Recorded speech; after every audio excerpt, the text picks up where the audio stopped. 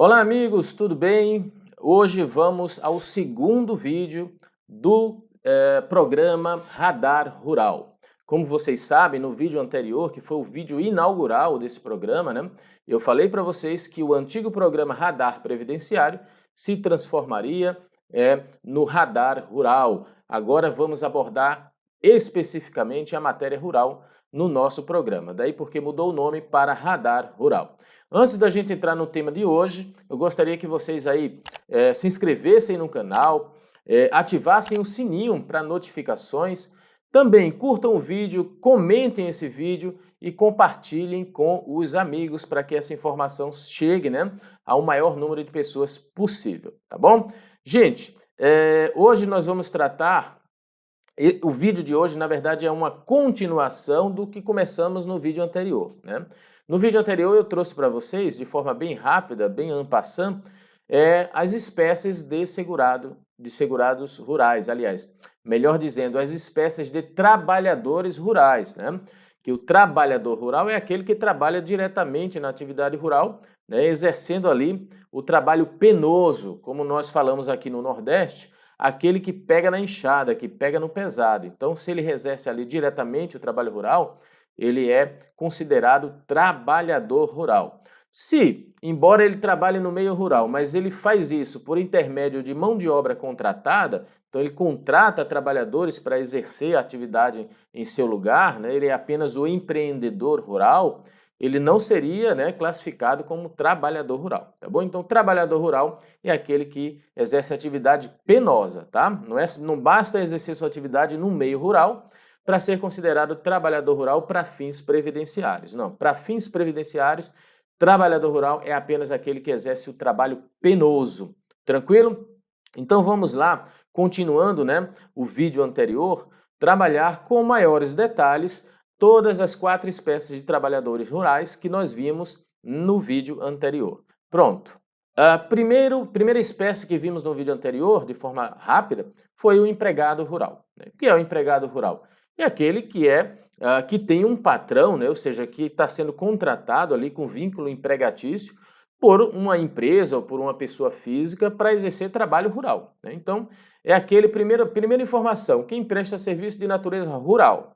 Segunda informação, a empresa ou equiparado, né? Não precisa ser só empresa, pode ser equiparado, inclusive um empregador, pessoa física também. Em caráter não eventual, ou seja, tem que ter a habitualidade, né? Sob subordinação e mediante remuneração. Essa espécie de segurado rural está lá prevista no artigo 11, inciso 1, a linha A da Lei de Benefícios, que é a Lei 8.213 de 91. Então essa figura chamada empregado rural, né?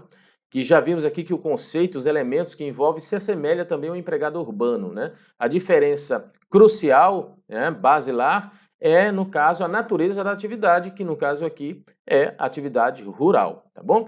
Ele faz jus à redução etária, a redução de 5 anos na idade, na aposentadoria por idade? Claro que sim, né? Lá o artigo 48 faz essa redução, né, da idade, contempla os trabalhadores rurais, com a redução de 5 anos na idade para a aposentadoria. Então, o empregado rural, né, aquele que tem carteira assinada, que exerce atividade em caráter não eventual, com subordinação e mediante uma remuneração, né, ele também faz jus à redução etária. E por que faz? Porque exerce atividade diretamente, né, exerce atividade penosa. A segunda espécie, né, que vimos lá no vídeo passado, mas de forma rápida, né, é o contribuinte individual rural eventual. Está previsto no artigo 11, inciso 5, a linha G da Lei de Benefício. Esse contribuinte eventual, ele é contribuinte individual classificado na lei como contribuinte individual, né? É aquele que presta serviço de natureza rural, obviamente, em caráter eventual. Veja que ao contrário do empregado, que é caráter não eventual, aqui o caráter é exatamente eventual, né? E ele tem aí a prestação desse serviço, ele realiza a prestação desse serviço rural sem vínculo empregatício e a mais de uma empresa, não tem um vínculo empregatício. Ele pode exercer não só para a empresa, mas também para qualquer outro tomador de serviço, né? Desde que seja em caráter eventual e sem vínculo empregatício. Então, nesse caso, é o chamado segurado contribuinte individual eventual, né? Rural eventual. É o que a gente conclui do que está previsto na norma. Agora, tem um detalhezinho aí que a gente tem que levar em consideração. A jurisprudência, sobretudo do STJ, tem entendido que essa figura deve ser equiparada a segurado especial, né? Porque há muita informalidade no trabalho desse segurado e de forma que quando você equipara a segurado especial, você acaba que aí possibilitando a sua inclusão previdenciária, que fica dificultada, né, se realmente seguir a classificação legal como contribuinte individual. Bom, mas esse é o entendimento da jurisprudência. Na lei ele é considerado segurado contribuinte individual rural eventual, tranquilo?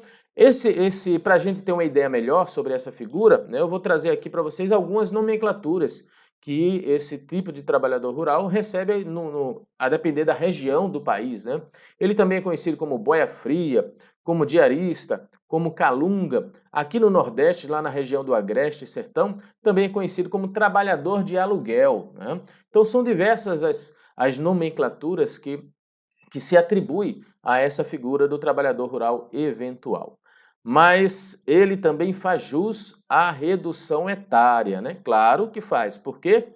Porque trabalha, realiza sua atividade de forma penosa, né? Ou seja, exerce ali o trabalho penoso, pega na enxada, pega no pesado, exerce diretamente a sua atividade. Agora, a terceira figura, né, de trabalhadores rurais, a terceira espécie que está prevista no artigo 11, inciso 6 da Lei de Benefício, é o trabalhador rural avulso, né? Esse aí é mais difícil de encontrar, na prática é difícil de encontrar, que é aquele que presta serviço de natureza rural, sem vínculo empregatício também, a diversas empresas também, né, mas intermediado por um sindicato ou por um órgão gestor de mão de obra, né? Também pode ser aí o chamado ógmo, que é o órgão gestor de mão de obra. Tem essa intermediação, ou do sindicato, ou de um órgão gestor de mão de obra, né? Esses trabalhadores são mais comuns nos portos, né? E aí eles seriam trabalhadores urbanos, não rurais, né? Aqueles que descarregam os navios, né? Que chegam nos portos, que são contratados exatamente de forma eventual, né, exatamente para prestar esse serviço ali naquele navio e depois o navio vai embora e já chega outro e ele já vai prestar serviço a outro navio. Então é comum mais em portos, né? Seriam os trabalhadores urbanos portuários. Mas é possível também no meio rural acontecer isso. Há relatos de que já há uma experiência, já teve uma experiência como essa na Bahia, na colheita do cacau, também lá em Petrolina, na região de Petrolina, ali na colheita de frutas, de manga, de uva, né? Também já há relatos de que houve, aí por intermédio de um sindicato, o fornecimento de mão de obra de trabalhadores rurais avulsos, tá? Eles também têm redução etária? Também têm redução etária, porque realizam trabalho penoso, realizam atividade rural diretamente. E agora a figura do segurado especial. Esse sim é cercado de detalhes, né? Vimos que rapidamente deu para a gente ver as três figuras anteriores, as três espécies anteriores, o empregado, o eventual e o avulso. Aqui o segurado especial, ele está previsto lá no artigo 11, inciso 7 da Lei de Benefício. Veja que o nosso esqueminha aqui, né, já está bem cheio de detalhes. Primeiramente que não existe só um tipo de segurado especial, né? O segurado especial, que a lei faz referência, pode ser o produtor rural agropecuarista, pode ser o produtor rural seringueiro ou extrativista vegetal, pode ser o pescador artesanal ou assemelhados, também o garimpeiro, agora introduzido pela emenda constitucional 103, né, da reforma da Previdência, também se trouxe aí o garimpeiro como segurado especial. E também já temos a previsão na IN 77 da figura do índio, né, como também segurado especial. Obviamente que tem alguns requisitos que a gente vai ver agora no slide a seguir, né? Mas o índio também é classificado como segurado especial se atender os requisitos específicos para isso, tá? E obviamente os familiares do grupo, né? Então temos ali um grupo de segurados especiais, uma família que exerce atividade em regime de economia familiar, né? Então todos os demais membros da família também se equiparam a segurados especiais, ok? Então são essas aqui as figuras, né? O produtor rural agropecuarista, o produtor rural seringueiro ou extrativista vegetal, o pescador artesanal ou assemelhados, o garimpeiro, o indígena e o familiares de todas essas figuras anteriores, ok?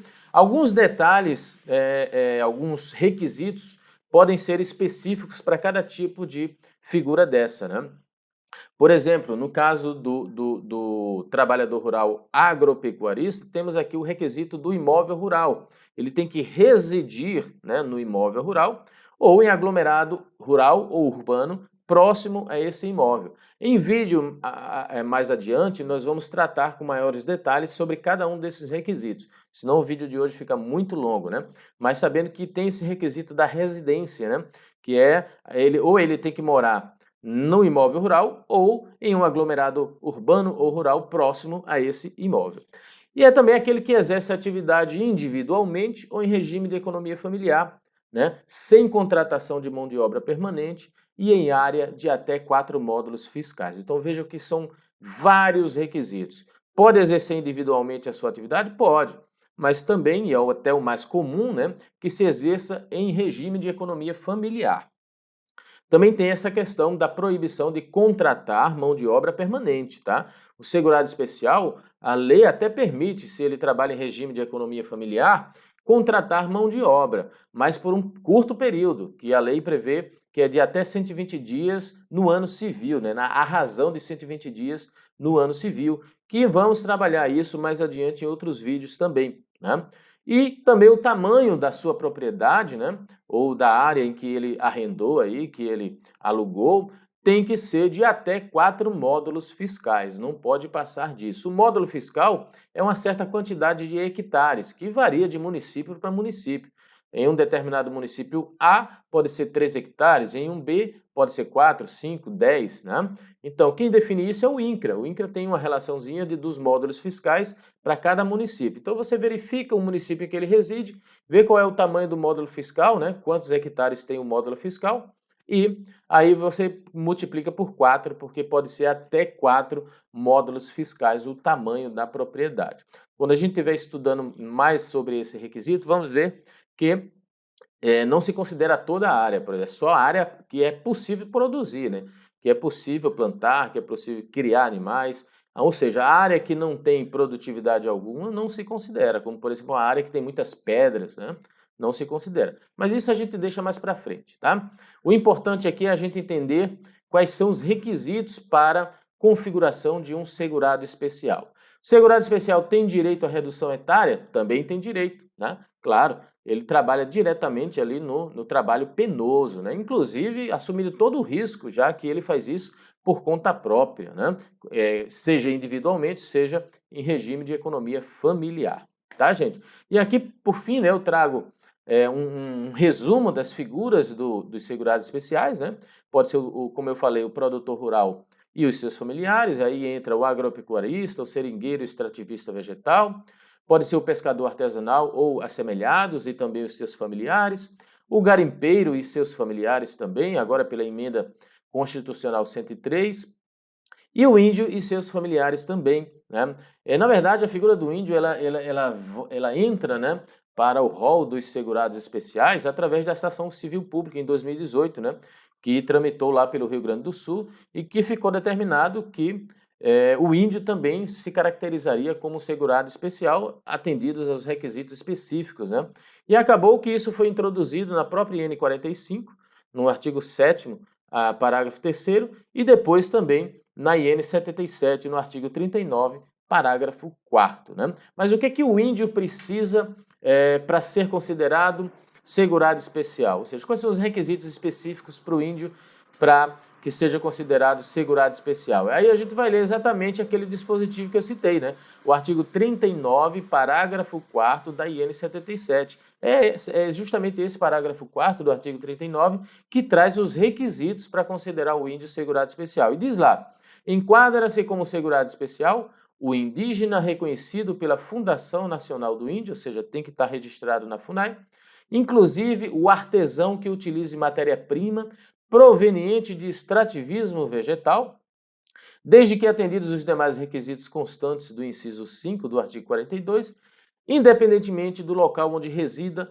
ou exerça suas atividades, sendo irrelevante a definição de indígena aldeado, não aldeado, em vias de integração, isolado ou integrado. Pouco importa a classificação do índio, tá? Se ele atender os requisitos, ele pode sim ser considerado segurado especial, né? Desde que exerça atividade rural individualmente ou em regime de economia familiar e faça dessas atividades o principal meio de vida e sustento. Então aqui estão os requisitos, né, para considerar o índio também como segurado especial. Ok, pessoal? Nos próximos vídeos nós vamos dar uma atenção maior, né, um foco maior nessa figura do segurado especial. Por quê? Porque as outras figuras giram em torno dessas outras figuras poucas polêmicas, né, na via judicial. Aqui no segurado especial é onde a gente encontra a maior quantidade, né, de pontos controvertidos a serem debatidos,